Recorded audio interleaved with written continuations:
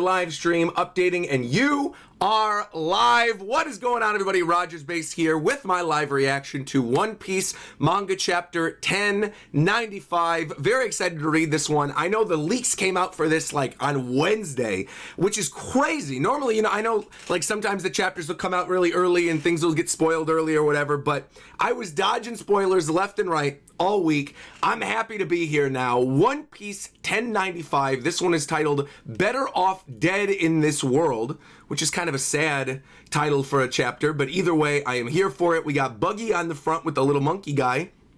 It says chasing after, a squirrel monkey. I only saw where it said Buggy chasing after a squirrel for a second, and I saw that and I was like, what do you mean that's a squirrel? That is not a squirrel. Please, by all means, put your glasses on. But okay.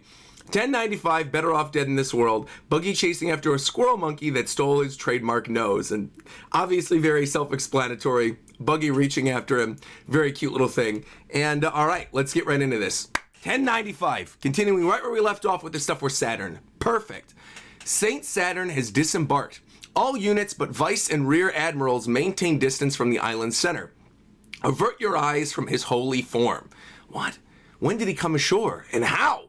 I've only seen them in portraits, and what are those flashes of lightning? The admirals themselves will act for a single celestial dragon, and these are the pinnacle of those gods. And you've got all these other Marines. I like this one Marine in the front that's got the YouTube thumbnail face. He's going, oh! And you've got the little shiver sound effect there as well. You mean one of them came all the way here from Marijoa? Meanwhile, you get crackle of his hockey up there as Saturn is looking down with a little bit of a gurgle. Okay. Bonnie, what have you done? Saint Saturn, she stabbed the Elder. Now, I don't know who's saying that exactly. I don't know if that's Frankie or Vegapunk, or if that's Sanji. I guess it could be any of them, and I guess it really doesn't matter at this point. It's pure chaos. You got one of the Gorosei up there. That man stands atop the very world itself. So ready your weapons. Okay. There you go. Vegapunk screaming again. Bonnie. Ooh, cool shot there too of Saturn with his eyes. What's going on there? Pipe down, you insects. If I were afraid of her sword, I would have avoided it. And he just looks at her straight up. Boom, knocks her out. You get the little thwack sound effect. Grabs her midair. Yo! And Sanji screaming once again, Bonnie! Flip it out. He's getting knocked out immediately too, though. You get the little bam. Poor Sanji. Yo! At least he's not blowing up their heads like he did the other guys, though. At least Bonnie and Sanji, they might get hit with his poison or whatever, but at least it's not too bad. They're just getting knocked out a little bit. Meanwhile, Saturn is grabbing the little sword out of his beard. His blood is vanishing even. What the heck is this? He's able to heal himself like that? Poor Sanji, dude, laying on the ground, coughing and hacking. Seize Vegapunk's group now while we have the chance. Wait, you fools. Don't be hasty. They cannot escape. Just ready your weapons. And the rest of them are like, yes, sir. This is rather sluggish work by your standards, Kizaru. And Kizaru's laying there on the ground, holding his hand on his head after seeing stars. I'm sorry. I failed you, and I don't think I'll be mobile anytime soon. And Saturn looking over to Luffy on the ground, going, I think I understand why.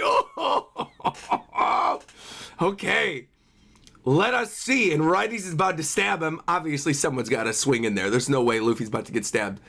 Let's go, Frankie. Strong right. Let's go. Okay. From far away, I love... Frankie is one of those characters, every time he actually does something, I get super duper excited. Not to say that Frankie doesn't do stuff, but I feel like Frankie a lot of the time is used for gags or just to say kind of silly things.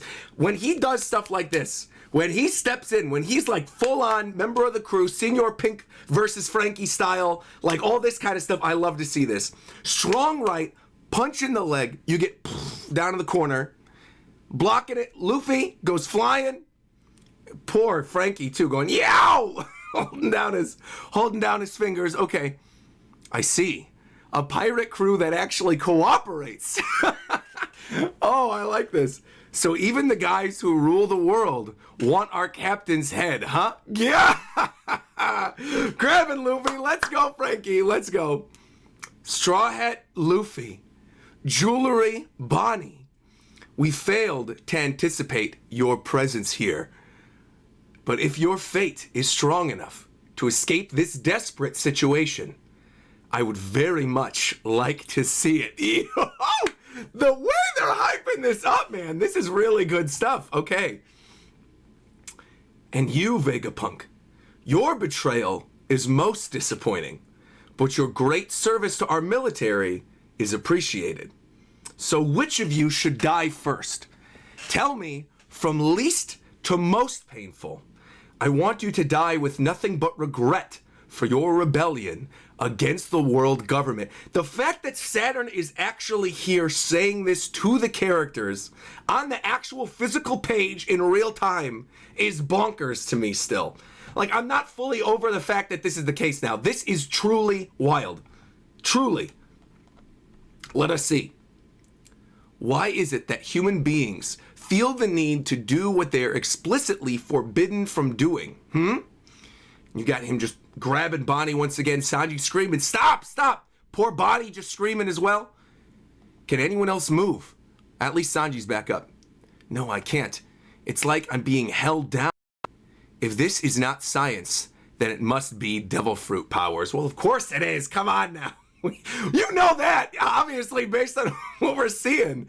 The dude has devil horns and a spider body and... Come on. Come on. Okay. And they're all screaming, Bonnie, Bonnie, you killed my father, Saturn. And I'm glad, too, that she's gotten over the fact that it wasn't actually Vegapunk. You know he's dying for the sake of the world government. Here we go. And Saturn looking down with the little ... The ellipses are going. Kuma, you mean? Well, he was born into a slave caste, the descendant of a clan that once committed a grave crime against the world. And she's wriggling around. The last survivor of the extinct Buccaneer people. Okay. And Bonnie's looking up. Bonnie. Okay, thinking back to Kuma again. Ever since I was a boy. Oh, she's like reliving his memories. Ever since I was a boy, I wanted to be a hero who could save the imprisoned and suffering. Just like Nika, the warrior of liberation. And you got the rest of them going, aim for the head, men! Nika, that's right, he's my idol. He appears from the blue with laughter. And this rhythm, doom da da doom da da doom doom doom, doom da da doom da doom da doom doom. I need my Donkey Kong bongos. All right. And meanwhile, the rest of them screaming, Bonnie, Bonnie, leave her alone. Okay. We're getting a line that's not looking good. Vegapunk saying she's still just a child to Bonnie. Once again, going back and forth, we've been having these debates every week whether or not she's actually a kid that aged herself up with those powers. I know, obviously, wasn't there a thing with like the Vivre card came out or something after one of the chapters that we did recently, and it came out that she's like 21 or something like that, or she's 18? I don't know. Either way, interesting that they keep reiterating this and they keep seeing it. I guess maybe in Vegapunk's eyes, she's still a child, obviously, because Vegapunk's an old man. But it's interesting, the wording there. Okay, she's still just a child. Will he come and free me too? And you got Kuma going, of course, and the two of them dancing together. So obviously she's heard this story then as well. So this maybe isn't just Kuma's memory, because obviously Kuma's older. What we're seeing here, this is Kuma dancing with his kid, talking about Nika. Interesting. Okay. Okay, okay. We're getting into good stuff here. I like this a lot. I really do. Okay. Open this up. Next page. Here we go. 47 years ago in the South Blue Sorbet Kingdom. All right, full-on flashback. 47 years ago, too, nonetheless. And they're screaming, it's a big, healthy boy. Congratulations. I'm so glad you come out to see us, Kuma. Oh, man, little baby Kuma. See, this does not bode well, though. I guess I'll save it for my review portion. But this does not bode well for Kuma. I've been saying this. I said this after the last chapter. I've been saying this since early Egghead Island. With Kuma teleporting himself, hitting himself, warping himself, throwing himself, whatever, away from Marijoa, I do think he's going to end up in Egghead. I do think these are death flags waving. If we're getting his full life story here, I think he's dying at the end of Egghead. I really think he's about to teleport in, save Bonnie, warp in. The rest of them escape to Elbath, and it's a reverse Sabaody, where Kuma's the last one standing. I feel it in my bones. It's coming. With all the stuff with the flashback, I think it's coming. All right. I'm so glad you come out to see us, Kuma. Doctor, his blood, don't worry, I won't speak of it. You've got Kuma up in the sky as well. He's a healthy boy. I'm sorry, Clap. Run for your life. Government agents showed up at the hospital. I'm sorry. I'm just so sorry. It's me. I'm the one who has Buccaneer blood.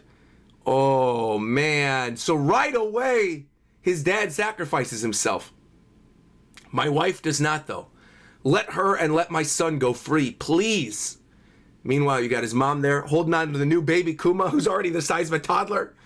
It'll be all right, dear. Yo, oh, man.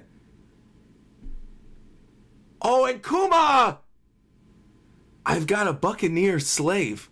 Just look at his strength for being so young. Why don't you move faster? Poor Kuma, just from that young of an age? Oh, man. That hurts. I'm sorry. Now stop bawling or I'll kill you. These celestial dragons gotta go. Every single one of them. Kuma, how are you doing? Hi, Dad. My master is so kind and gentle. I'm very lucky. Oh my God, dude, the way they're cutting through this. Your mother's dead, son. She's in heaven now. But I think she's better off that way. Bro!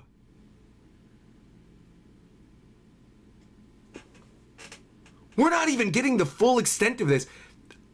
The way that Oda's cutting through each of these little moments from Kuma's memories to go from his birth to the next panel of the government agent showing up to then him being a toddler, him getting sold into slavery anyway, his dad being there, and his mom dying is all the matter of like one page. And poor little Kuma thinking that's kind and nice, because at least he's not beaten up as much as his dad is, because his dad is the giant whelp. This is absolutely brutal. Man, she's better off that way. This is dark. Now listen, Kuma. You are strong. You can survive this. And Kuma's like, why? I'd rather be dead too. The warrior, oh man, oh man. The warrior of liberation will come.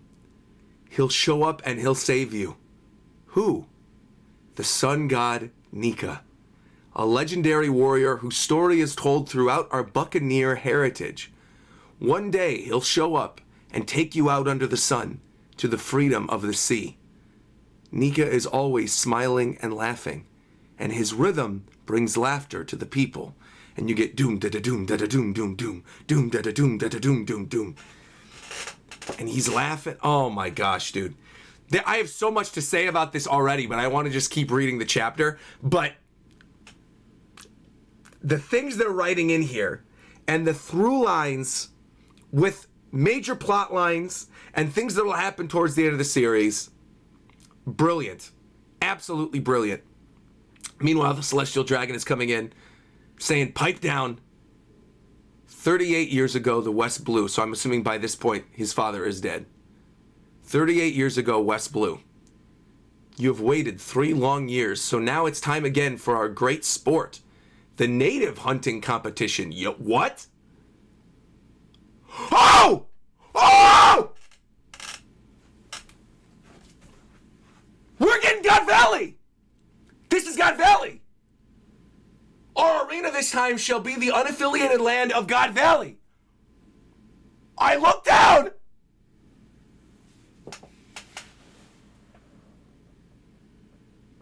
Well, so this,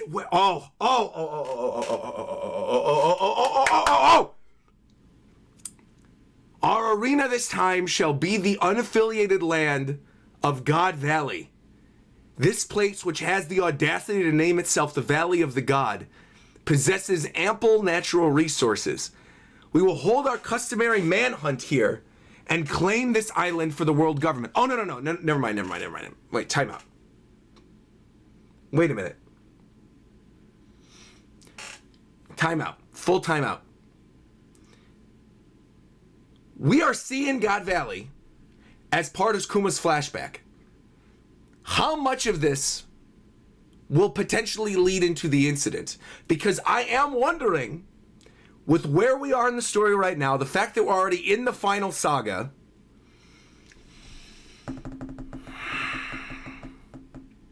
this is wild. This is wild. I'm glad we're seeing this. I'm glad he's incorporating in this way too. Very interesting though that Kuma's here for a hunting competition. How dare you intend to kill my people for a game? It's insanity. This is our land. So these are the people of the gods? What? Your Majesty straight up shooting the king of God Valley. And Garling as a young man looking like Shanks? Not so fast, St. Garling. No head starts.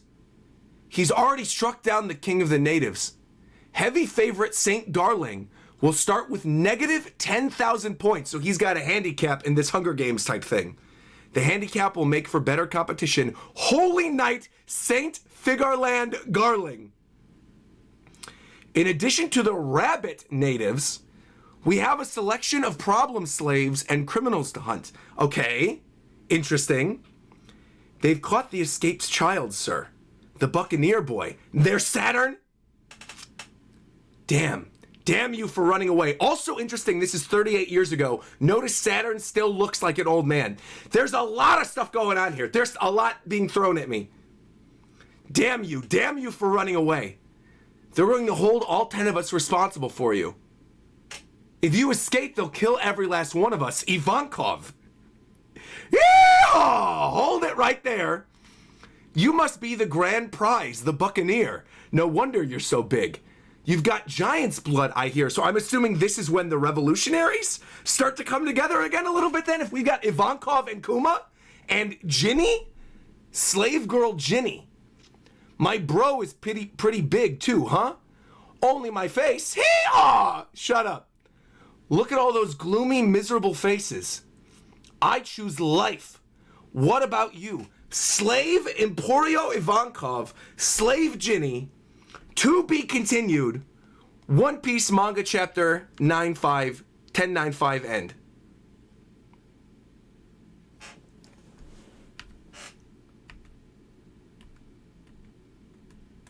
I'm honestly kind of stunned right now. I'm honestly reeling at some of this. To me, like, it's, first off, I don't even know where to start. I have to start just so I could, like, properly lay out my thoughts. Because there's a lot to take in here. The first thing I want to say, before anything else, is this line right here from his father on page 12, during the memories before we even got to the stuff with God Valley. Where his dad says to Kuma, you're strong, you can survive this. The warrior of liberation will come, he'll show up and he'll save you. He'll show up and take you out under the sea to the freedom of the sea. Nika is always smiling and laughing. To me, that is going to perfectly align with the end of this arc, in my opinion. I feel like there's no way this arc does not end now at this point with Kuma showing up, seeing with his own eyes that Luffy is Nika, that Joy Boy has returned, and we get that 1-2 punch of both him saving Bonnie, actually 1-2-3 punch really, of him saving Bonnie, seeing Luffy, seeing his dream, seeing with his own eyes the thing that during his whole childhood kept him going, the thing that he told Bonnie once Bonnie was born, the thing that his father told him. There's no way Kuma, by the end of Egghead, does not show up here, help save Bonnie, and see Luffy for his own eyes. There is simply no way. That has to happen. That is a guaranteed lock now for the end of Egghead Island. It has to happen. Full stop. Especially because Kuma, after the time skip, obviously sat there with the ship, protected the ship. We know he was doing it for a reason. The question is, how much of this did Kuma already know? Like, how much of this is already in his memory banks? How much of this is he aware of? I feel like he needs to see Luffy with his own eyes. He needs to save his daughter. His daughter, knowing that Bonnie heard this story as well, also needs to see with her own eyes beyond what we've already seen with Gear 5. The same thing that Kuma saw, where it's like the father and daughter thing, where the two of them are seeing at the same time Nika saving everyone and escaping, or Bonnie relaying that information to Kuma and being like, I saw it with my own eyes, Dad. Luffy's the real deal. The sun god is here. And then passing on that information, Kuma crying. There's so many different directions in which I see Oda taking the story with this plot line of Kuma having had this story passed down from his father, then down to his daughter. It has, and then already like Kuma having done what he's already done for the Straw Hats, sending them all away during the time skip, saving them during Sabaody, protecting the Thousand Sunny. It's gotta happen. But I also feel like with the way this flashback is being set up and what's being told right now, part of me feels like Kuma also, not even like that he will, I think he kind of has to die story-wise right here. I think he has to, with the way it's being set up.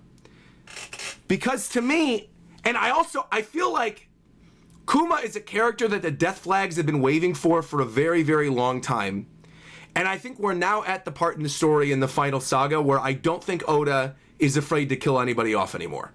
We've seen now with Pedro actually stayed dead. We've seen with other characters, even though it was characters that I thought didn't need to, right? Ashura Doji and Izo. I'm like, it would have been much more impactful if Kinemon and Kiku or whatever. But we've seen time and time again now that he at least is willing to kill people now.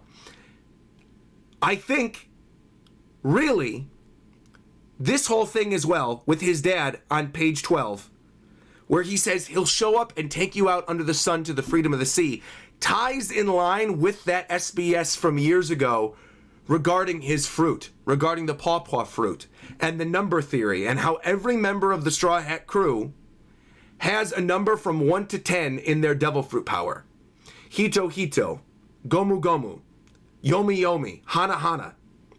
And the last one would be this one, Nikyu Nikyu. I feel like because of what we know now about devil fruits, and what we now know about Kuma's backstory, and what we may potentially find out in this God Valley incident, I feel like Kuma dies in Egghead. I feel like his devil fruit power goes to somebody who is on the crew.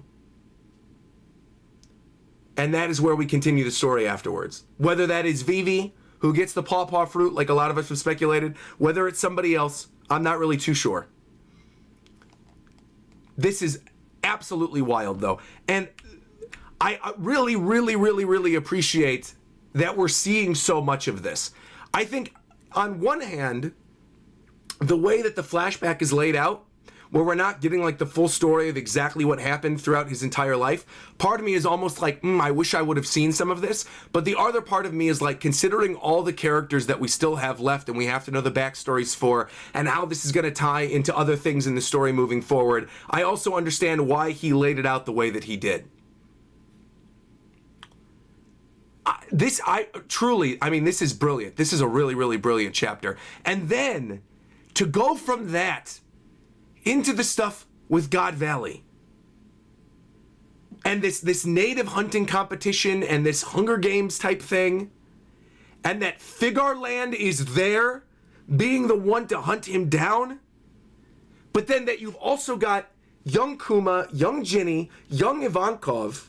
And then I'm also thinking back now, and I know this is a theory that's been out there for a very, very, very long time. We know this. But ever since whatever chapter that was when we saw Garling for the first time, there's been a theory out there about how that moment when Whitebeard and Shanks saw each other on the ship, pre-time skip, and are talking to each other, and Whitebeard says to Shanks, "When I see your face, it reminds me of the scars he gave me." People have been saying that Shanks would look like Garling, and that Garling gave scars to Whitebeard during the God Valley incident. We are now seeing Garling in God Valley right here with young Kuma, young Ivankov, and this new slave kid, Ginny, who I don't think things are looking too good for, because off the top of my head, and you could correct me if I'm wrong, my chat and my audience and those super chats, you can correct me if I'm wrong, I do not think we've seen her before, which means to me, I bet you she dies. Almost anything. I feel like she dies during this flashback. I think Ivankov and Kuma see with their own eyes the brutality of this hunt with Garling, and I think she gets killed.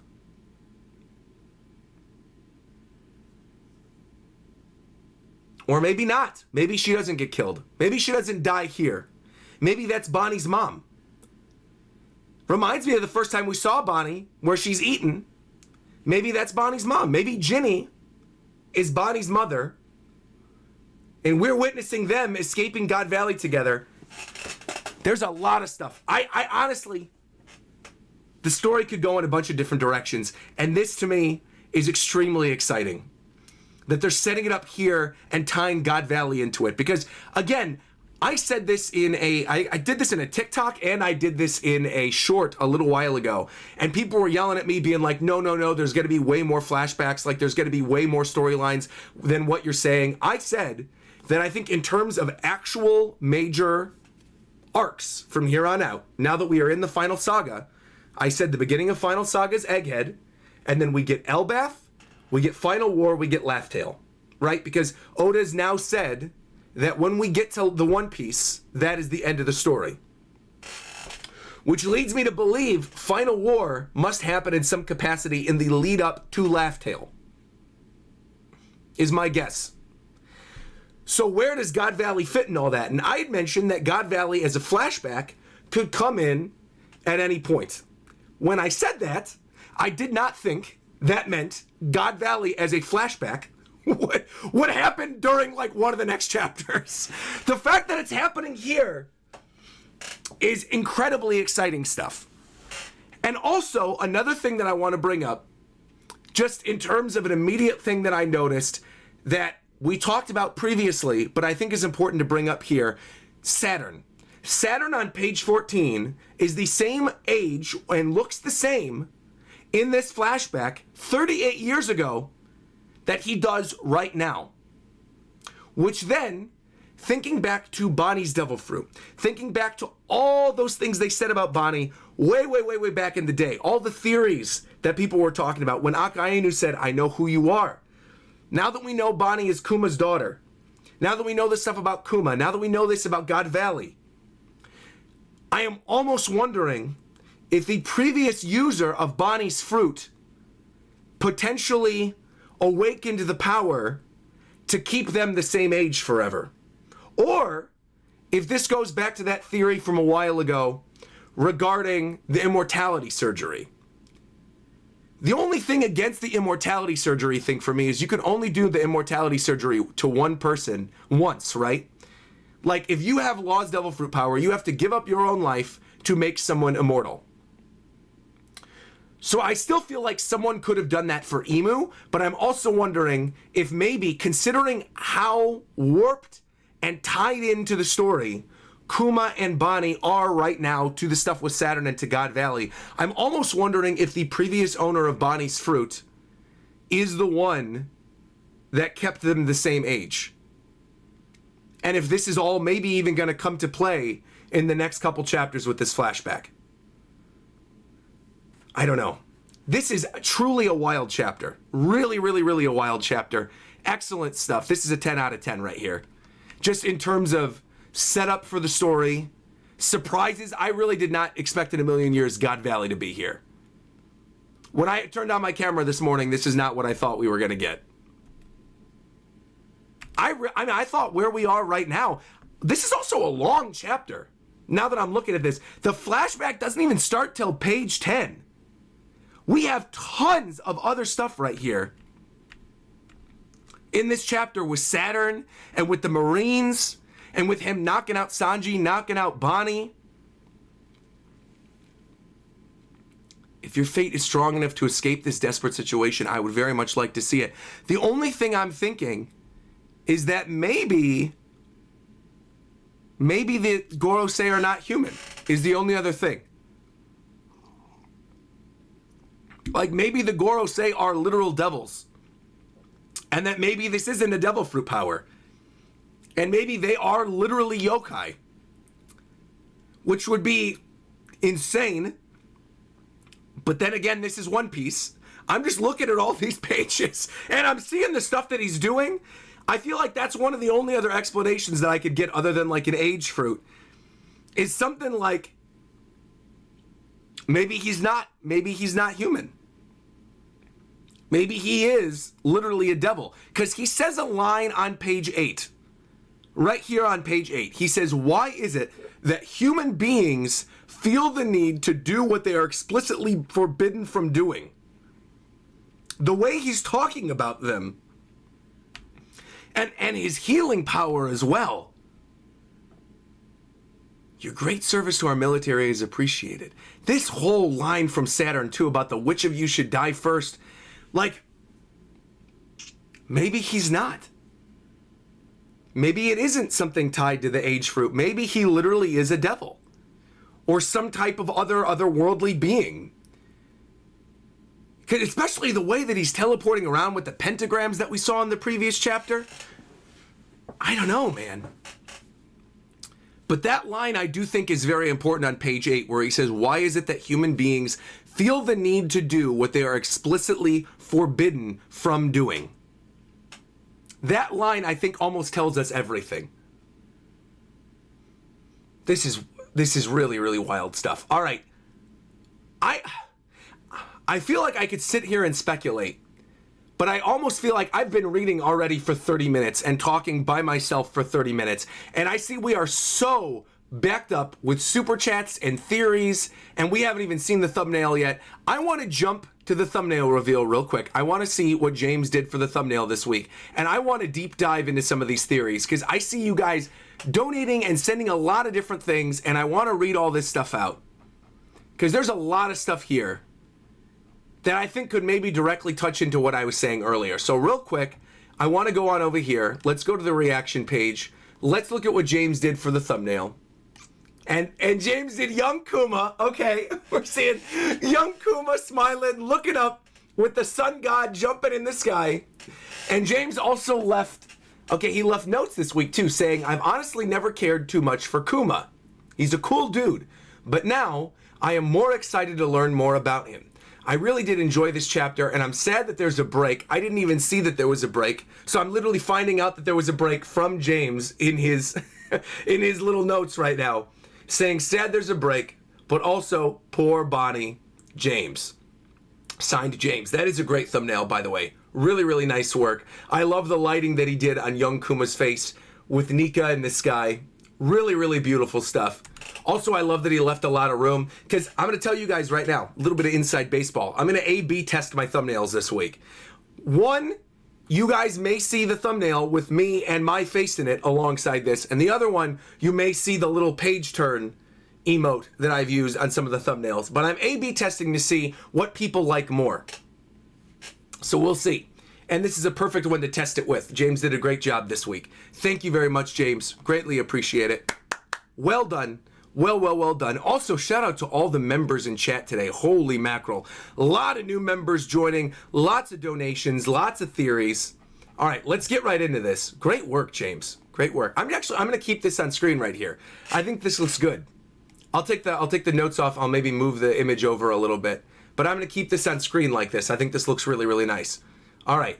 Maxim here too. Look at this. Man, Maxim's coming through as well. Yo, and literally, Maxim coming through right as I'm starting too. This man coming through with a €100 donation, saying, great to see Oda embracing tragedy as a means to make us bond with characters. Unlike the end of Wano Country. Talk that talk, Maxim. Talk that talk. I am absolutely pumped for the God Validity incident. Yo! Maxim, great work. Thank you very much. Massive donation. Also, I just realized I don't even have my audio on right now. I got to turn my audio on. Hold on. So then you guys can actually hear what's going on. You get these donation alerts. Dude, thank you very much. I also completely agree. I love seeing the fact that he's not afraid to step away from this stuff. I really do feel like Kuma is gonna die during the end of the story arc. And just like you said, Maxim, I think we are so close now to the God Valley incident. I can taste it. I can taste it. I'm excited to see what's gonna come from this. So thank you very much. Appreciate it, man. All right. Let me try to do this in order so I don't miss anybody, because again, there's a lot of people who came through today. Lots of new members. Lady Samurai, look, we got the little Anna alert up here as well. You can even see how backed up the donations are right now. That Maxim's is just now coming in. Man, oh man, oh man. All right, let's start from the beginning. Let's go over here. Retromania is the first one who donated, who says, the Gorosei saying you humans really does make me think that they aren't human and that they are actually from the moon, which also explains why they see themselves as above humans, because they are literally above the earth looking down on them. I kind of love that. But then that has me question, what the heck, why are there yokai running around on the moon? Unless they are just people who descended from the moon, who have much longer lifespans, who then when they eat devil fruit powers become even more powerful. Maybe this is like a Superman situation. You know how like Superman, obviously born on Krypton, came to Earth, was much stronger when he was actually on Earth. His powers were amplified. Maybe it's the same kind of situation with the Gorosei. Maybe it's the same kind of situation with the Celestial Dragons. With some of them. Obviously not the Celestial Dragons that we've seen, because they're all a bunch of losers, Charlos and the rest of them. But maybe the original Celestial Dragons. Maybe it is a situation. Maybe that's why they wear the little space helmets. Also, we need to see Eneru again at some point. And Eneru, we know, is on the moon right now. We need to see him again at some point. We must. So whatever ties Eneru back into the story is something I want to see. I also do think you're onto something, Retromania. You know, like, as we were talking about it during my initial reaction and I was going back and reading these pages, that line also did stick out to me as well. The fact that he said, you humans. I do feel like that's almost confirmation enough now that I'm looking back at it and thinking about the other themes of the story and knowing that they're still kind of the same age, or at least they look the same. They at least age different. There's something going on there. This is really wild stuff, man. Really, really wild stuff. All right. Let us continue. Rob donated after that. Hold on, let me open this up, Rob. Let me see what you said. Rob Hardley donated and said, for my birthday this year, for your birthday, today's your birthday? Happy birthday, Rob. Said, for my birthday this year, Oda gave us a 10 out of 10 chapter with answers to two things that I've been wanting for a while now. God Valley and Kuma's backstory. Thank you, Goda. Look, happy birthday to you, Rob. Rob, for those of you guys who don't know, long time member of the community, long time mod. Awesome to see so many people that I know and love in chat today. So many of the familiar faces coming up. Maxim and Rob, Aaron Ferguson as well. Aaron Ferguson donating and saying, I predict that we may actually see Rox D. Zebek officially before the end of the year, potentially on chapter 1100. Honestly, Aaron, I think you might be onto something. Because regardless of whether or not dummies out there go, he doesn't do anything with the numbers. Yes, he does. I've had this conversation before. He does this every time. There's always something big every 100 chapters. People can defend it or go, he doesn't do it, or whether, like, but it does. It happens every 100 chapters. Last time, Straw Hat Luffy. That big chapter 1000 Straw Hat Luffy. The time before that, we had, it was 900 was Bad End Musical, wasn't it? So we had Bad End Musical. Prior to Bad End Musical, we had the stuff in Dressrosa with the formation of the fleet. Prior to that, we had the Mera Mera no Mi being revealed. There's always something that happens every 100 chapters. Always.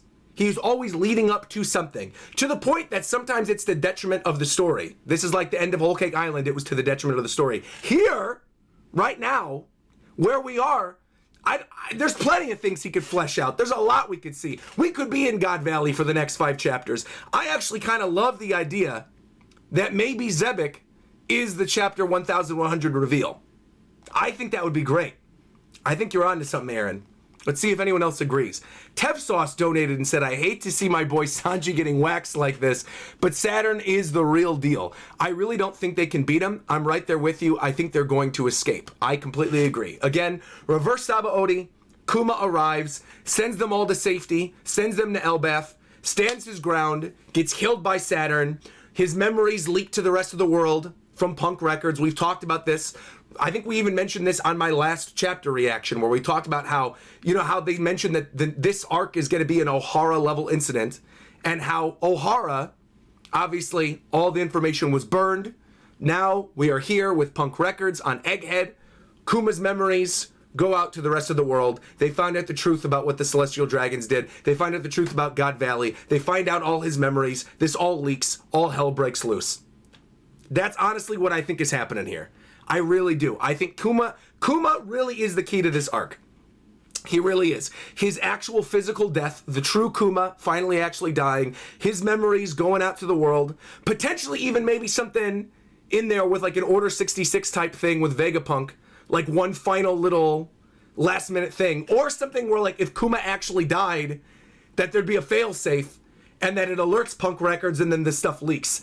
But something is happening. Something is definitely happening with Kuma, with the memories, with Punk Records, with God Valley. I think the fact that we're seeing this right now, that we're seeing the God Valley incident, that we're seeing the stuff that happened in God Valley with Kuma as a child, what he was present for, what he saw, if this leaks to the world, the truth about what the Gorosei are and the world government and all this kind of stuff, it's going to be a huge deal. I am so unbelievably excited. All right, let us continue. This next one comes from Hazmat, saying Vegapunk specifically calling out that it's either science or a devil fruit convinces me that it's neither. Going back to the idea that maybe they are from the moon or something like that. All right, Andrew Dittman coming through with a $50 donation saying, here's a crazy theory. I think Dragon's going to show up. Kuma's dad was talking about that Nico would save you and take you out to sea while smiling. In Kuma's eyes, Dragon might be Nika. Dragon is the one who frees him. Dragon is who he joins as part of the Revolutionary Army. What if when Dragon shows up, he's joyous and happy, but over time, after seeing the truth of the world, has changed? Andrew? You might be onto something there, buddy. You really might be onto something there. I'm going to let Andrew cook. I love the idea that Kuma sees Dragon as Nika, as his own Nika. Thinking to the, because again, Nika is a mythical figure in the world of One Piece, right? Nobody knows that Luffy exists. People know Luffy exists, but nobody knows other than right now, right? In the most recent 100 chapters, nobody knows that he is the reincarnation of the Sun God, that he is Joy Boy, all this other stuff. Nobody knows any of this, all right? So I do totally think that I could buy the idea that Kuma at some point in time says, you are my version of Nika. You are the one that's going to take me out to sea. And that it ends up actually being his kid. Like that the actual Joy Boy, as Joy Boy returns, is Dragon's child. Thematically is just perfect. I love that. Great theory, Andrew. Lonely Mage donating saying, God Valley honestly looks like Monument Valley to me. It's a Navajo name that translates to the Valley of Rocks. The buildings look Wild West style, and Ivankov's signature, hee-haw, makes a lot of sense now. So maybe Rocks could end up being the Magnificent Seven or a play on it. Let me actually go back to the chapter real quick. When you mentioned the Wild West style buildings, I'm going to be honest, I didn't even pick up on that on page 12 until you bring that up. So if we all go to page 12, page 13, when you get the 38 years ago West Blue and the beginning of the announcement of the hunting competition, I literally did not even notice this until right now. Great for you to bring this up. Look over on the left-hand side of the panel on the top of page 13. You see what appears to be a Wild West style general store. And then even when when Garling arrives and you see the other buildings in the background, they do look like old Wild West buildings. That's honestly a really, really good theory. I also love the idea, too, that they might be folding that into there with, like, the Wild West and God Valley. I didn't even think about that with... Dude! The Hee-Haw thing and Ivankov, I literally did not even consider that. That the people of God Valley might be based on the Wild West. That is a really, really, really, really good theory. Wow. I'm going to continue reading. The Hee-Haw does make a lot more sense now. Lonely Mage, that is a brilliant theory. You guys coming in right now with fire theories, one on top of the other on top of the other in chat. This is great. The breakdowns, bro, look at my donation alerts going off, man. I haven't seen that Mammoth Boys alert in such a long time, bro.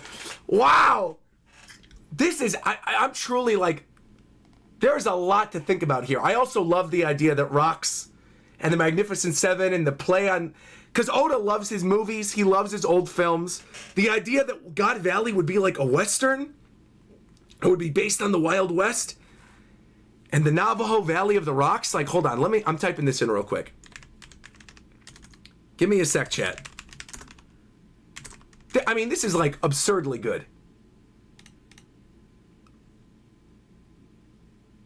Okay.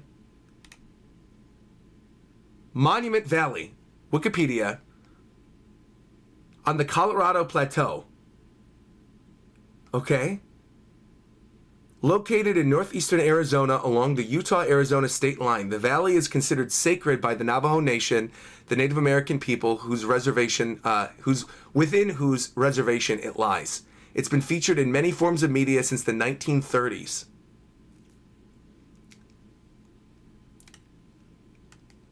I want to pull this image and I want to put this on screen. Just so you guys can see what this is. Like, dude.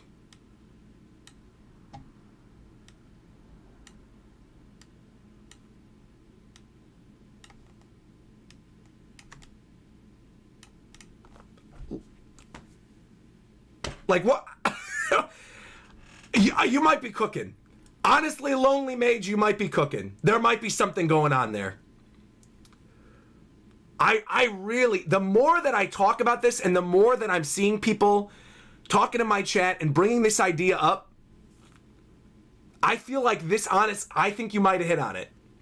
I really think the idea of God Valley being a Wild West type themed place might be the direction we're going in. This is really, really, really interesting stuff. I'm going to continue reading because there's a lot more theories and a lot more super chats and a lot of other things that I want to bring up. But that is also one of the most interesting things that was brought up in my chat this entire chapter so far. Thank you, Lonely Mage. Man. Jolly Roger donating $5 saying, I think Dragon was at God Valley with Garp, saw the human hunts, freed the slaves, then started the revolutionaries. I really do hope that we end up seeing all of God Valley during this flashback. The more I think about it, the more I actually think we will. Because if these are Kuma's memories, right? And Oda has specifically not shown us so much regarding God Valley, and Kuma's memories are the thing that leak at the end of Egghead Island to the rest of the world, the rest of the world then finds out about the God Valley incident and about the truth of what happened in God Valley, and that this place that was wiped off the face of the earth, that was hidden from the rest of the world, people actually find out what went down there. People are going to rise up. It's going to give more fire to the revolutionaries. Kuma's going to become a martyr, dying at the end of Egghead. World War starts, man. Brilliant, brilliant, brilliant, brilliant stuff, man. Wow. Okay, let us continue. This one comes from Sylvan, who donated in saying, Saturn's line on page 7 about fate is also interesting. He knows about fate, the D-Clan, and Nika's history. This is a very similar scenario that probably happened before and that the world government stopped it. Meaning that time is cyclical, this kind of thing has happened again. C. Patrick, 25, said, thinking about Ginny, I'm wondering if it's maybe Bonnie's mom, Luffy's mom, or Crocodile. I don't think it's Crocodile, and I don't think it's Luffy's mom. I think just based on that one image we have of her eating the meat, and the way that she's eating the meat, I almost kind of think that might be Bonnie's mom. But I also think she could die here. I think she could be a character tied with Ivankov, whose death we see in real time, that shows the brutality of these people hunting. That maybe is an atrocity that Dragon sees that helps set everything off. We'll see.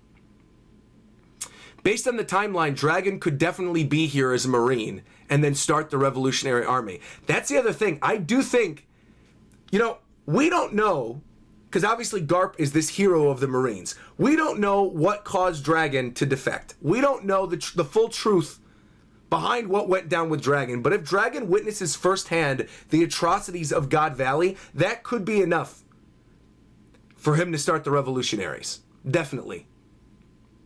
Retromania donated again and also said the Gorosei not being human also explains why they don't age, because there's no way that they use the immortality surgery 5 times plus the Gorosei plus Imusama. Completely agree. Completely agree.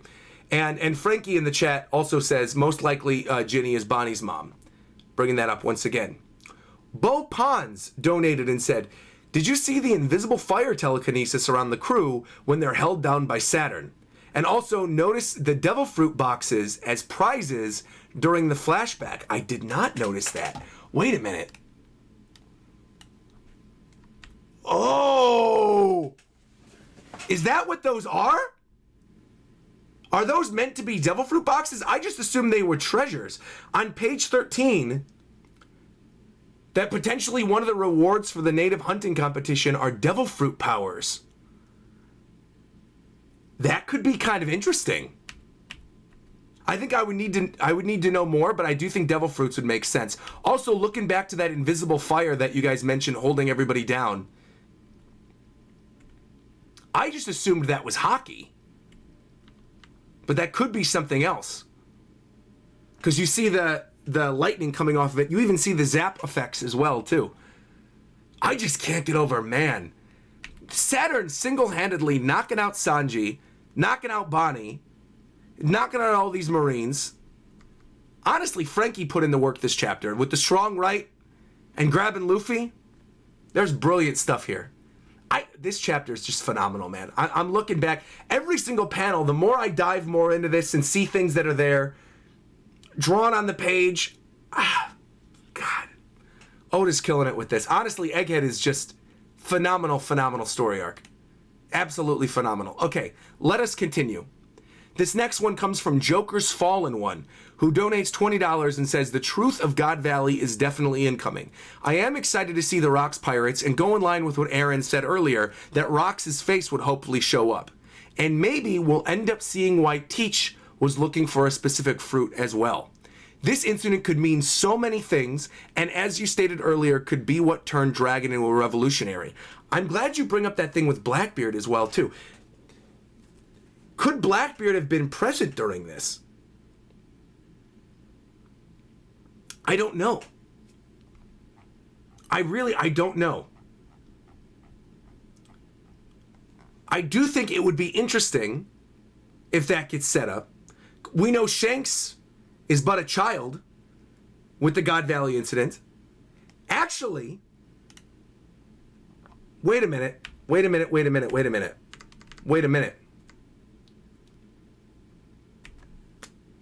minute. I literally just thought of something. When we see Shanks discovered by Roger as a child, he is in a treasure chest, is he not? And it was after the God Valley incident.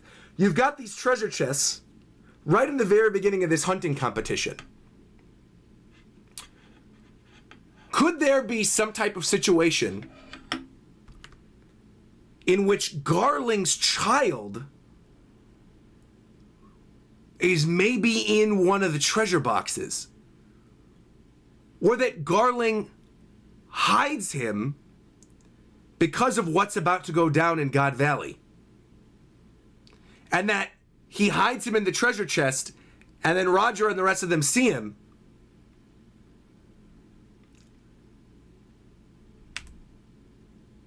Because honestly, the celestial dragons are kind of sick. And I could see a situation in which if you are the holy knight, you are the person protecting the celestial dragons, you have to do whatever they say. I could almost see a situation in which his child would be one of the rewards, right? Like, step right up and win the child of one of our holy knights. I could see them being that sick. But, well, it's obviously still early. We'll get to there. I want to know more about that, though. I do think it's interesting you brought that up, though, as well. And bringing up the thing with Teach, too. Sam Fisher donated and said, Bonnie is about 20-ish, apparently, but her fruit stops her from aging. So she ate the fruit at, like, 7. And so even though she's 20, she may end up still looking 7 when not using the power. That also could be an explanation. That she just doesn't age. That it's like a Peter Pan type situation, maybe. Tiger's Teeth donated and said, was Kuma rushing to Marijoa to finish the job of the Iron Giant? Was the objective changed unwillingly by somebody special? And was the Iron Giant a creation of the Buccaneers? That's also really interesting that you bring that up, Tiger's Teeth, because again, that chapter ended a few chapters ago with the awakening of the Iron Giant there at Egghead Island, that we haven't seen anything else from yet.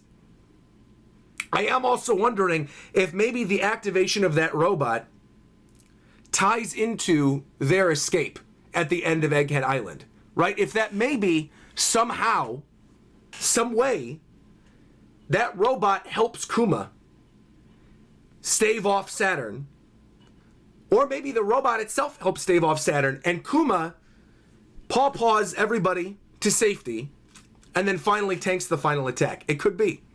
Could be. Also interesting that maybe the Iron Giant, maybe all of this stuff from the Ancient Kingdom was a creation of the Buccaneers. We don't know. Obviously, we know that the Buccaneers are enemies, considered enemies of the Celestial Dragons. They're trying to enslave them. They're super strong.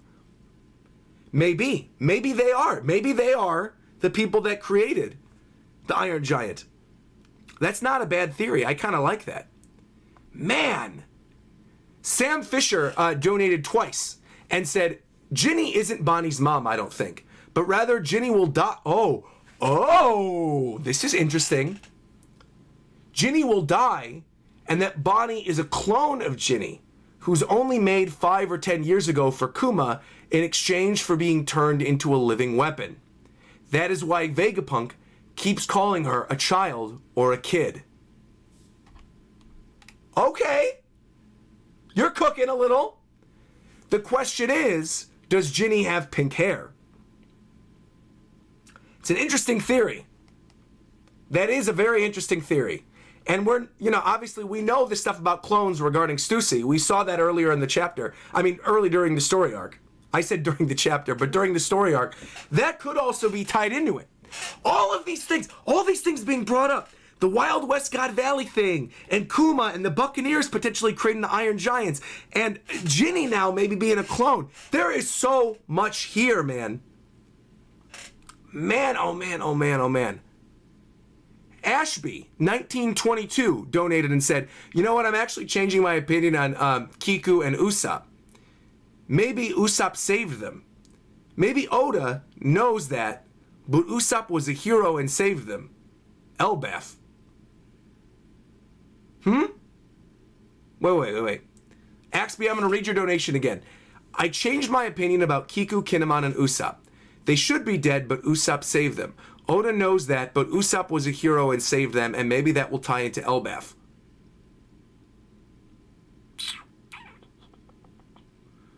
You're talking about back in Wano country. And you think that that's somehow going to tie into Elbaf when Usopp is there? I think there might be something that I'm missing here. Changed my opinion about Kiku, Kinemon, and Usopp.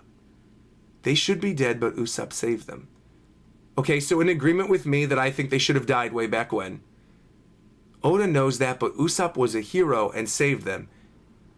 Maybe that hero aspect will come up in Elbaf. That's... Okay.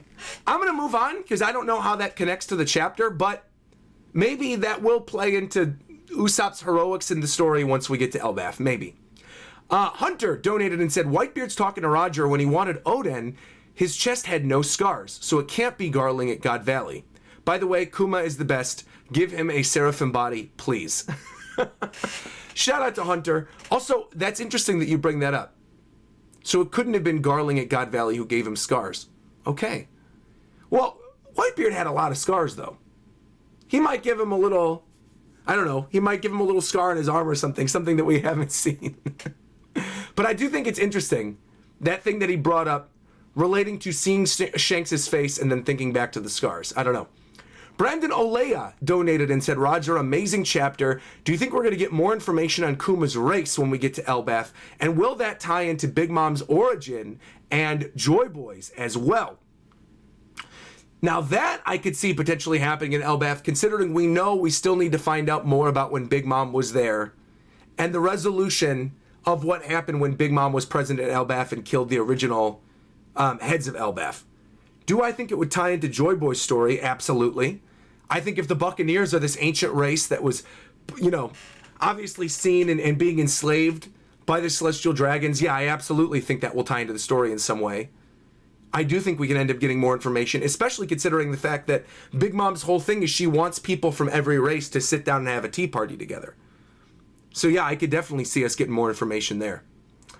Poof donated. Hey, that's Poof donating, saying, can Kuma take out his fruit with his powers?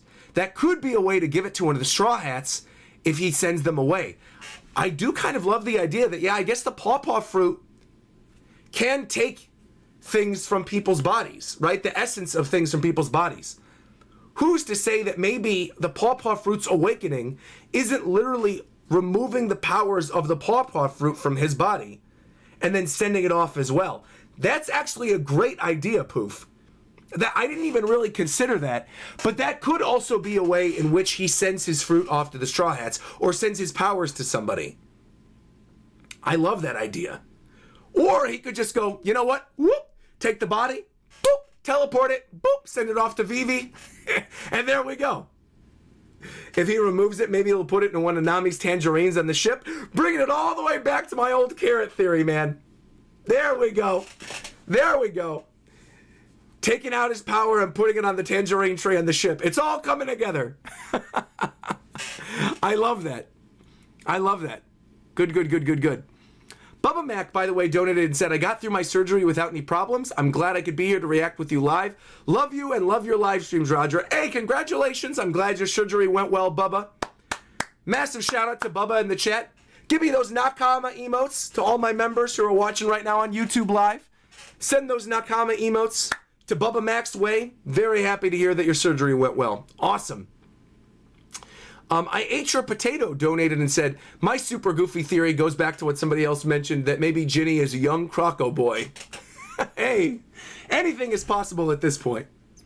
Tempt60 donating 25, saying it's been 38 years since that God Valley flashback, and those tournaments happen every 3 years. The next one could very well happen soon. I believe that Elbaf could be the next target, and that this tournament could end up being where the final war is. Tempt might be cooking a minute. Wait a minute. That would also be so interesting considering Shanks is there in Elbaf. Garling was obviously present for this one. Naturally, the Giants are a proud race. This would be very, very, very, very interesting. I would love to see that being one of the, one of the locations for Final War. I think could be really cool. I didn't even consider that, Temp60. That is really, really cool. Also, this ties into something that I mentioned a couple videos ago, but I think it's important to bring up again. I really do think the Final War, when we end up getting to the Final War, is going to be fought on multiple fronts. Minor spoiler for Film Red, but at the end of Film Red, two characters basically interact with each other via advanced observation hockey and speak to each other about what's going on two different battlefields using that power. I almost feel like Final War could end up being that, and that we could have multiple fronts. We could have one on Elbaf, we could have one at Full-Lead Island, one at all these different locations, and that the characters who are allied with us are communicating via advanced observation hockey to let the other one know what's going on that front. We saw a glimpse of that in Film Red. I could see that happening in the canon story as well. I love the idea that Elbaf is one of the fronts. I think that's great. Yeah. And I also like the idea that maybe that's where one of the tournaments would happen, for sure. Mike Moore donating, saying, Kuma says to Luffy, we will never see each other again, on page 19 of chapter 513. I think Kuma's book has history up until a certain point, almost like the gospel in Re:Zero. Well, the thing is, right, Luffy is knocked out right now after his fight with Kizaru. Kuma could very well pop up, save them all, and not actually have an interaction with Luffy. Like, Luffy could maybe actually be down for the count until Elbaf at this point. With how you're laying this out, I do think it would be very interesting if Kuma arrives, all this stuff happens with Saturn, the Straw Hats get freed, Frankie already strong-righted them out of there, all this stuff happens, they all go their separate ways, Kuma, somehow, some way, sees what already went down in Egghead, knows that Luffy is Nika, and that they don't actually have that final interaction. That Luffy could wake up in Elbaf and be like, what happened? Weren't we just on Egghead? Where's Old Man? Where's Vegapunk? Where are we? And then someone tells him Kuma was there and saved us, and fills him in on what happened in God Valley. I mean, what happened, not only what happened in God Valley, but also what happened at Egghead Island as well. It's interesting. I didn't even consider that. That's a cool idea. I also really like the idea that maybe his book is like the gospel in Re:Zero, of like things that have to happen. Very interesting. Yeah, because again, he doesn't have the book here during the God Valley incident. And we are literally in God Valley. If he's going to get the Bible, maybe he gets it during this. Interesting. Interesting stuff.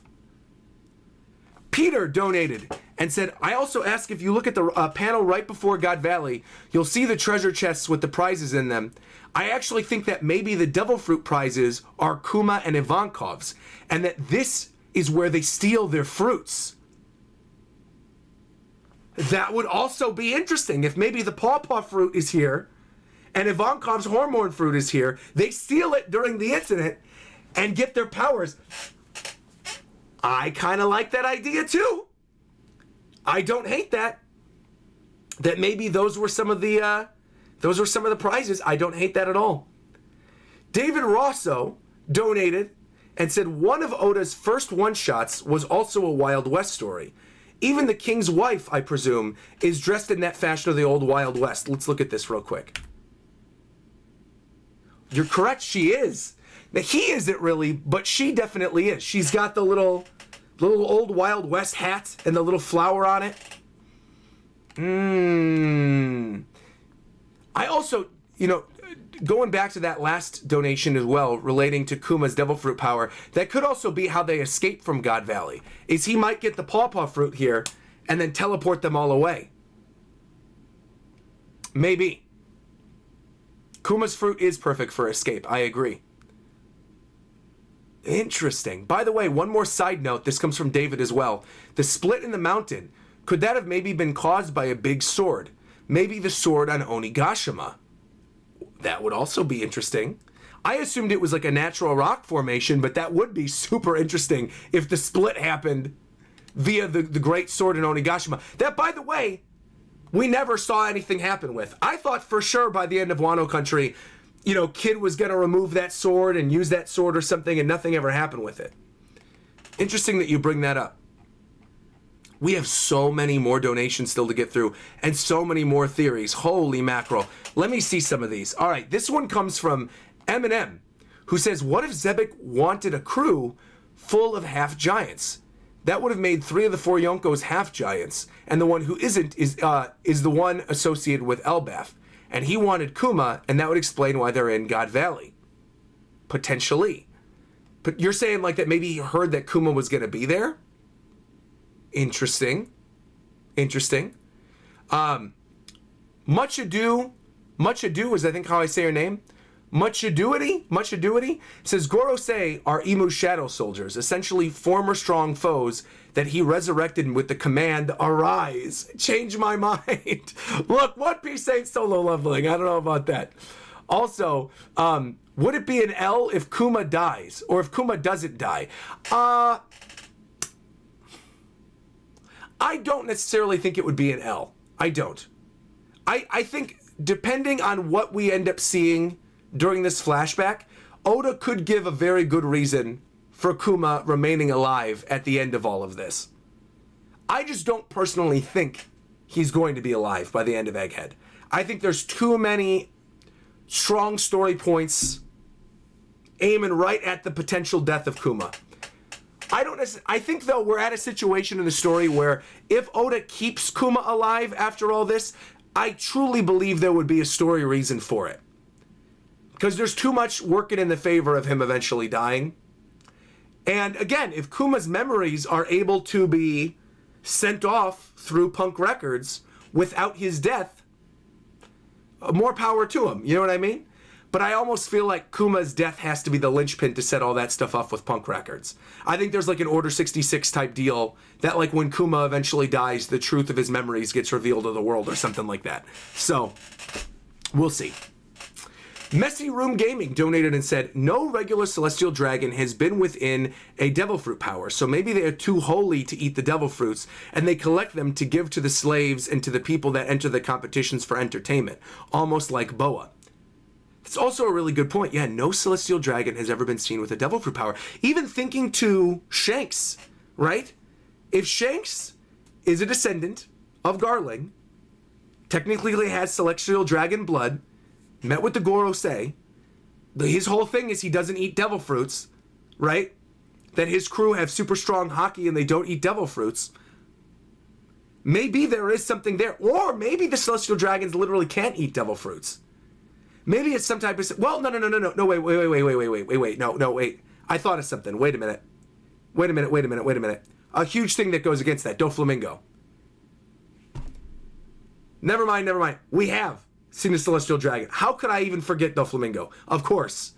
We have seen a celestial dragon with the devil fruit, Doflamingo. Doflamingo is straight up the proof of that they can eat devil fruits. Maybe they don't necessarily always eat devil fruits. Maybe it is something in which the celestial dragons see them as above themselves, and that Doflamingo is the exception to that rule. But we do know they can eat them because Doflamingo has a devil fruit power. We know that already. We know that. So Doflamingo negates that theory right there. But I don't hate the idea that maybe some of them do think that they're too holy to eat them. I do think that could potentially be something. But I don't think it's something in which they physically cannot eat them. Mike Moore also donated again and said, make sure to look at 1095 page 8. That's where you'll see those invisible flames that were brought up earlier. They look like the markings on Saturn legs, and you see the little zzz as they approach Sanji and the gang on page 8. Let me see this. Uh-oh, hold on. Let me go back. Page 8. Where you see the flames on page 8. Okay. Oh, I do. Okay, I see him a little bit. Where he says, can anyone else move? I can't. It's like I'm being held down. If it's not science, it must be devil fruit powers. Bonnie. Yeah, I see what you're talking about. The little effect with the flames. Yeah. Okay. Yeah, what is going on with that? I had assumed when I was reading that panel that it had something to do with this hockey. But yeah, maybe there might be more to it than that. Interesting. We had a donation from Boomer720 saying, to your Superman reference of them potentially being from the moon, the sea and its waves are determined by the moon and reflects the ability to be immortal here. But when they came, they were near death nearly 900 years ago. I mean, we've talked about this idea of the moon controlling the tides for so long and how important the moon is to the story at large, right? With the thing with, that reminds me, actually, I'm glad you brought up the thing with the moon, right? One, yeah, the moon in real life controls the tides, but also two, you bringing up that thing with the moon ties into the stuff with the minks and the minks going so long and brings me into something that I wanted to bring up real quick. During this chapter, he mentions, during the beginning of this Hunger Games thing, about the manhunt, he specifically mentions the rabbit natives. He says, in addition to the rabbit natives, we have a selection of problem slaves and criminals to hunt. I am wondering if maybe the rabbit minks are from here. If maybe they're also originally from God Valley and somehow migrated from God Valley to Zoe after whatever occurs here. I think that could be kind of interesting. But I thought that was something that came up during the chapter that I wanted to bring up, that we're literally an hour and 15 minutes into the stream, that I didn't get a chance to bring up yet. I wanted to bring that up. So I'm glad you brought up the moon with your donation, because that was something important. Very, very interesting stuff. Boo-hoo also donated and said, this might be controversial for how important Nika is now, but I really feel like the concept should have been introduced long before Who's Who brought it up in Wano Country. You know, I've also had the same kind of thought over the course of the past year and a half. I have thought that it is kind of heavy towards the end of the story of One Piece, considering how long the story has been, that it is kind of weird that we didn't hear the name Nika up to that point in the story for as long as we did. But I do think we heard about stuff regarding the sun god, you know, dating back to Skypiea. So I do think there was something there tying into all of this, dating back to Skypiea. But I don't necessarily think it was fleshed out as much as potentially it could have been. But I also wonder if maybe the reason why Oda didn't want to bring this stuff up is sort of similar to the same reason why we didn't get stuff about God Valley in Kaido's flashback in Wano Country, in which he was worried about potentially spoiling story points that he would need to reveal at some point later in the future, and didn't want to bring up that stuff too early so then people could theorize, potentially figure stuff out on their own. Yeah. I don't know. I also have had the same thought, though, that I kind of feel like the Sun God Nika stuff should have been fleshed out before Wano Country. At least teased in some way beyond just the Sun God stuff that we saw in Skypiea. But, you know, I'm not going to complain about it. I think where we are in the story right now and how much he's fleshing it out, I think is at least good enough. Also, considering the fact that now that Joy Boy has returned and Nika is out there in the world again, it makes sense that all this stuff is going to bubble back up again. Because people might have just seen Nika as a mythical figure. You know, it's not something that would have necessarily come up with the actual main points of the story. Yeah. But I do think it's good that you brought that up. Yeah. Eduardo donated and said Luffy's power might be to liberate Kuma from his mental prison in time for him to see Luffy liberate Bonnie from the world government. And Kuma, much like a lot of the other characters, could end up dying smiling. Definitely see that as a possibility, where Luffy manages to get up one more time, liberates Bonnie, takes Bonnie with him to Elbaf, and Kuma smiles, seeing that his child has escaped from all the different things that happen throughout the course of his life and his family's life. I think that would be beautiful. Definitely. Definitely. Arc 10 donated and said, the U.S. desert is where the A-bomb was tested as well. If God Valley is the Wild West, do you think maybe this ends with the testing of their island-destroying super weapon that took out Lulusia? Yes, absolutely, 110%. Yes. Yes, yes, yes, yes, yes. Yes. I could absolutely see the God Valley incident ending with the fight going down, Kuma and the revolutionaries beginning, Dragon leaving the Marines, Garp fighting alongside Roger, the Rocks pirates being disbanded, absolutely, and the world government, especially now that we know that Saturn was there, the world government making the call, we got to wipe this off the face of the earth before anyone finds out about what went down here.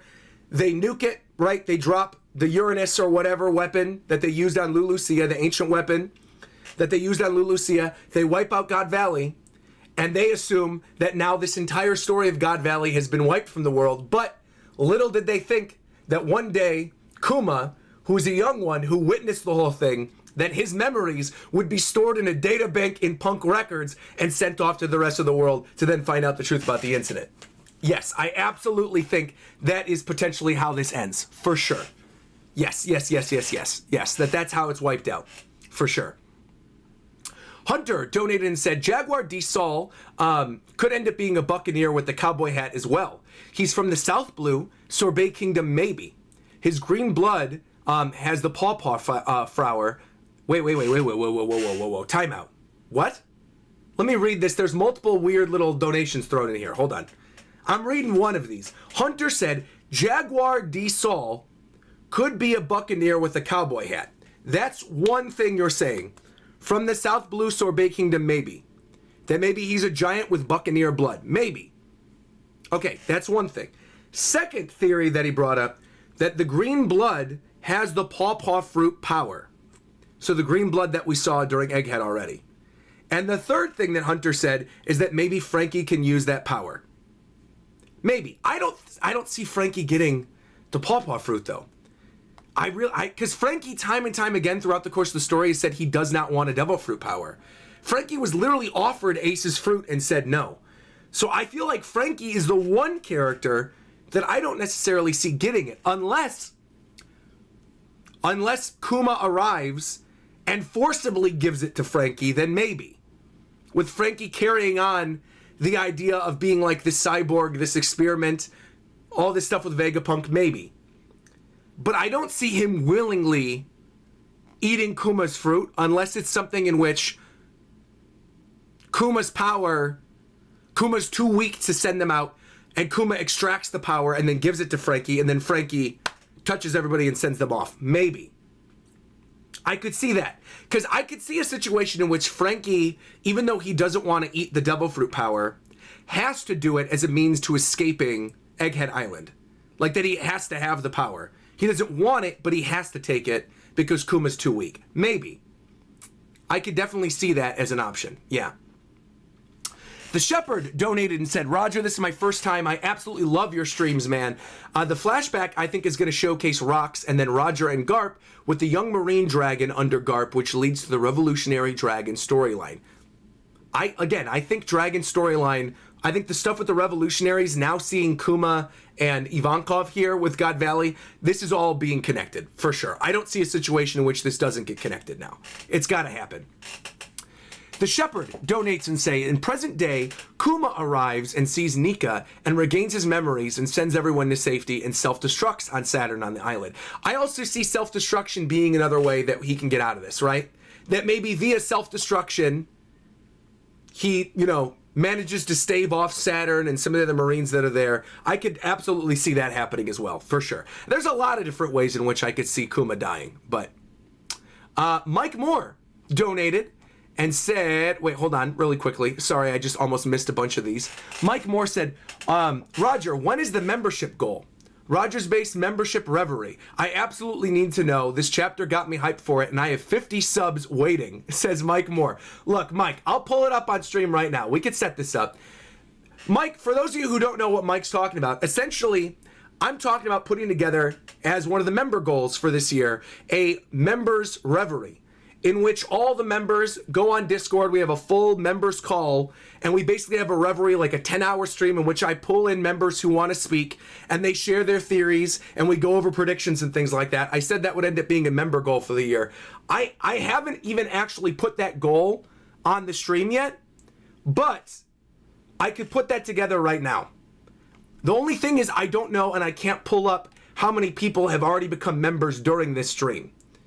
So I honestly don't know where we are in terms of members right now. I think we're at like 1,400 or something, and I think we set it at 3K.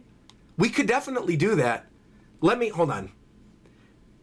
Here, we have a lot of stuff to go over in this chapter, and I don't want to make people mad with us setting up goals. I will say next chapter, I'll have it set up. I'll have the member goals set up for a potential member reverie, Mike.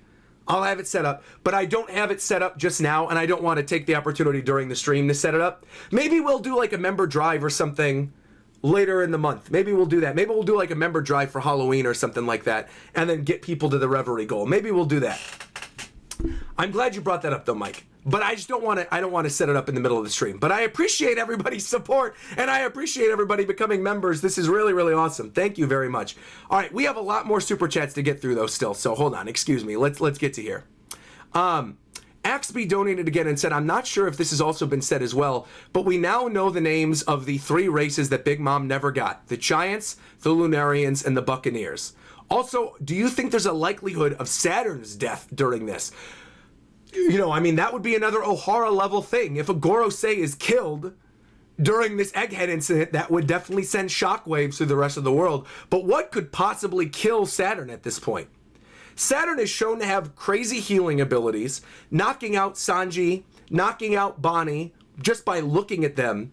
It would take something absolutely massive to kill Saturn. The only thing that I'm maybe thinking is maybe the ancient robots that are there here on Egghead Island are somehow, some way, the natural weapon against the Gorosei and the Yonkai. And the Yonkai, what did I say? Yonkai? I said Honkai and Yokai. I meant to say Yokai. Yonkai Impact. No. The Yokai. Because you know how the whole thing with like, the Gorosei, Saturn's got a potential Yokai Devil Fruit power. No.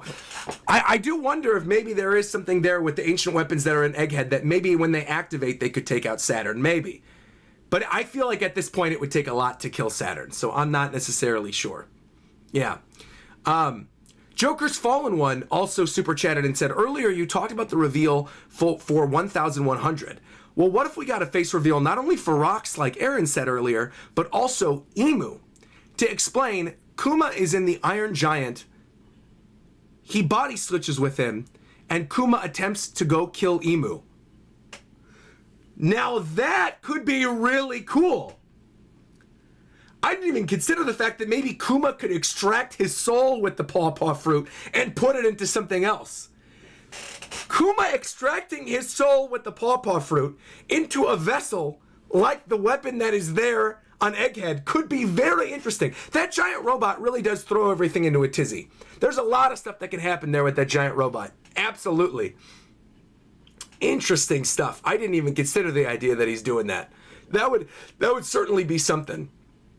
I do feel like, man, oh man, Kuma's power, because it's so, like, it's not necessarily broken, but because it's so sort of open-ended, and because it could do so many things and it's so versatile, being able to be used as an escape tool, being able to take out your pain, being able to give pain to other people, being able to give your memories to other people, there's just so much going on with Kuma's fruit that we don't necessarily know about, that he could very well be able to extract his personality or extract his soul or something and put it into another robot. Maybe. Heidi in the chat just said, I feel like the Iron Giant's going to be similar to the movie, in which he wants to be a hero and protects Luffy from Saturn. For sure. It could definitely be something like that. Yeah. Anime All Day says, I also believe when Bonnie's age stopped is when she ate her devil fruit. And that when we see her trapped in the seawater as a little girl, that's actually her true body. It's all very interesting, and it goes back to what Vegapunk said regarding calling her a child. Yeah, again, the Bonnie age thing is still something that I feel like is probably going to be answered by the end of Egghead, like officially. I do think the actual answer is what was brought up earlier, is that she actually is 20 years old. But then, like you just said, when she ate the fruit, she stopped aging completely. And so she ages herself up to be her proper age. But that when her devil fruit power is taken away, she reverts back to her normal Peter Pan-esque, young form. I do think that is kind of what's going on with her devil fruit power now. Because she's not a kid, right? She's not a kid. She doesn't talk like a kid. But she basically is forced to be one without her devil fruit power, despite the fact that she's aging normally. I do think it is something like that, yeah. Retromania donated again and said, I want to bring up that the Celestial Dragons could be normal humans who sided with the Moon People 900 years ago. Hence why they have privilege but aren't above the Gorosei. That essentially they saw the people from the moon, potentially saw the Gorosei, Emu, all these other people, and they began to worship them, and because they were the ones who kowtowed, they're the ones who are allowed to have all the benefits. Yeah, I don't hate that. I actually think that could definitely be a thing. Yeah, Retromania. Leslie P donated and said, you should definitely watch the Drawk show, because his mom picks up on gods existing and the sun god really early on. She's only in Jaya as of yesterday. Is that the person who is having his mom read through the story right now? I'm gonna be honest, I don't really watch One Piece content on YouTube anymore. I straight up don't. Because I don't want to risk being spoiled on things, and I don't subscribe to anybody on my main account just because I don't want to see spoilers in my main account feed. But I guess if she's going through the old portion of the story, maybe I'll check them out. Maybe I'll check them out a little bit later. Yeah. But even if she picks up on the sun god stuff, again, that's all stuff that we mentioned. I think the thing that was brought up earlier where someone said, I wish that they would have brought up the stuff with Nika and fleshed it out, that doesn't necessarily negate there being story ties to the sun god early on. You could also be teasing the stuff with the sun god and also have fleshed out more of the Nika stuff earlier than when we got it. Definitely. All right, let me see this again real quick.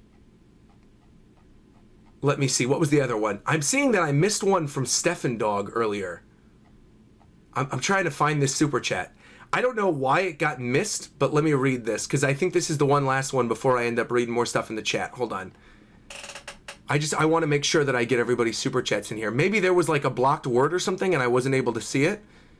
Because I'm looking, that's the only thing, man. I really do hate how super chats work on YouTube. I wish there was a way in which I could actually see all of them without having to just like pull down the chat. Because right now I'm not seeing one. But I really quickly, by the end of this, I want to give a quick shout out to all the members on this stream. Because there were so many members who came through today. I want to give a shout out to all of you. Thank you once again for everybody. Terrence Matthews, K Pity, Temp60, Akaoni, Eduardo Conseco, Grim Reaper, Nighthawk, Maxim, Sletton, give me a second, Goku48071, Hollow Avarice, who's apparently at NYCC right now. Right on. Look at that. Saying, how many Luffys do you think I've seen so far? Over 50. 5 give subs if you guess it right. Hollow, I think at NYCC you've probably at least seen... I think you've seen less than 50, but I think you've seen more than 20 in terms of people cosplaying as Luffy. That's my guess, Hollow. That's my guess. The Chosen One, Stefan Dog, this is Stefan Dog saying, how easy is Zoro going to beat Lucci? Let's not even get into that. Let's not get into that. Let's not start that. But thank you. Arc 10, Tyler Bird, Roronoa D. Luffy, Monkey D. Goku 777, Jedi Mund, I think I'm saying, or Jedmund, thank you very much. Majin Kenny, Vanitas's manga reviews, and Raging Filthy Casual. Thank you to all of you for becoming members during the stream. I greatly appreciate it. Like I said, chat, by the next stream, I will put that member goal in place. I am sorry that I didn't do that, Mike Moore, but just hold on to those subs, all right? We'll do a member drive or something. Maybe we'll do it next week. We could do it next week. Next week, One Piece is on break. Maybe we could do like a member drive, One Piece theory chat thing next Sunday. That might be kind of cool. I'd be down to do that. Would you guys be down to do that? I'm down to do that during a break week. I think that'd be a lot of fun. We'll definitely do that.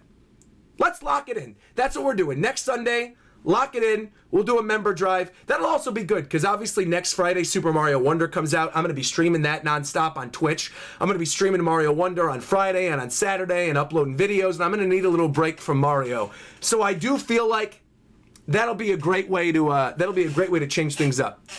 BK Henry 1991 said, you forgot my membership? I got you now, BK Henry. Nakama. Thank you, everybody. Appreciate it. Also, two things I want to mention. Because it's very important, because I got all you guys here right now. And it's a very important message, and I know I have a lot of my viewers here. I want to bring up both of these things. One, if you are not already, make sure to join the Discord server. This goes for everybody watching the video, not just people who are members. You know, obviously we had the server was members only when the hack happened earlier this year and we had to get everything back to normal. The server is now open for everybody, no membership required. So when we do more Discord movie nights, just like the one we did last week, when we do more Discord events, everyone can participate. Make sure to join the Discord server. There is a link in the description down below. You guys could share your One Piece theories with me there. It's great for me to be able to connect with all of you when we're doing gaming streams and things like that. So make sure to join the Discord server if you're not already. And the main reason why I'm pushing this right now is because, again, as a reminder, and again, you do not need to be a member to participate. As a reminder, the One Piece popularity poll for this year is still ongoing. If you have not gotten your vote in for this year's RogersBase One Piece character popularity poll, your chance to do it is still going right now if you're watching this when I'm recording this live. All you got to do when you join the Discord server is click the little thing to verify your account, and then you could go right to the popularity poll room and vote on your favorite characters. It's been a lot of fun already. We've already gotten a lot of donations, not a lot of donations, what am I saying? A lot of people voting, a lot of people sharing their thoughts, and then I'm going to reveal the results of that in the beginning of November, about a week after the results have ended. So again, make sure to go join that channel in the Discord server, which again is open to everybody. You do not need to be a member on YouTube to join it. Go join that channel, get your votes in, and then again, we're going to have that full reveal on a stream a little bit later this year. So super duper fun, wanted to bring that up. The second thing I wanted to bring up, which I think is almost even more important, this is something that I kind of soft launched a couple days ago, and it's something that people have been asking for a really, really, really long time. And it somewhat has nothing to do with One Piece, but at the same time, it kind of does, because there may be One Piece related streams that end up going up on this channel. Thank you, by the way, to James, sending a kiss over with his membership. Appreciate it, James. The other thing I want to mention, the VOD channel is now officially back. As many of you guys know, when my channel was hacked earlier this year, the VOD channel got deleted. It was something that, because it was tied to a secondary email and I couldn't get access to that email back, the VOD channel up and died, and I wasn't able to get it back again after all the stuff with the hack. It was something that was a major blow to my community. I know a lot of people were really, really upset about it. They were happy, they were happy that obviously I got my channel back, but they were sad that the VOD channel was gone. Well, I have been thinking about it, because what I was doing throughout the course of this year is I was uploading Twitch VODs and uploading all my secondary live streams that weren't public on the channel. I was uploading those streams for members here on YouTube. And I was thinking about it more over the course of the past couple months, and I realized, because that content was already free, and because you guys could already watch it for free on Twitch, I felt kind of weird about then uploading it as like a members only thing that you have to pay for. And so I figured I'm gonna make a VOD channel so that everyone can see all of my Twitch VODs after they're done. The only exception to this being like if we end up doing a watch through or something in the future, just because the watch throughs are copyright and I don't want the channel to get hit with a copyright strike, so those still have to be members only videos. And obviously the Roger Rambles that we do every month, those are members only as well. But in terms of all the live stream VODs, if a VOD no longer lives on this main channel, or the VOD is off of a Twitch stream or something like that, that VOD is now going to be on the VODs channel. You can get it. Das Poof put a link in the chat right now, a link to the channel where you guys can go subscribe. I will also put a little note at the bottom of the stream as a pinned comment, so you guys can go click on it and find your way over to that VOD channel. But I absolutely highly recommend, if you want to see my other live streams that aren't just these Sunday One Piece streams, anything else related to any other live streams that we do that are One Piece related or anime related or whatever that end up being on Twitch, that I don't end up putting on the YouTube channel as a main video, those videos will go on the VOD channel, those full VODs, so you could enjoy them at your own pace, and you don't have to necessarily be following the Twitch or watching live on Twitch to see that content. You could see it on YouTube. So I wanted to get that out right at the very beginning, the very end of this stream as well, just because, like, I know it's something that a lot of people have been asking for, and I've been going back and forth about bringing it back, but I decided like the time was right. I wanted to bring the VOD channel back. I wanted you guys to be able to get that content. And thank you once again to everybody for being so supportive during today's stream. I really appreciate it. This was so much fun. We will be back next week. I guess we're doing a One Piece Theory member drive or something. I'll think of something fun to do next week. We're going to do this on the break week. I'll put together that member goal thing. I'll call it maybe the Road to RogersBase Reverie or something. It'll be a lot of fun. Thank you once again, everybody. Greatly appreciate it. Like, comment, subscribe, and until next time, I'll talk to you guys later. Bye-bye, everybody.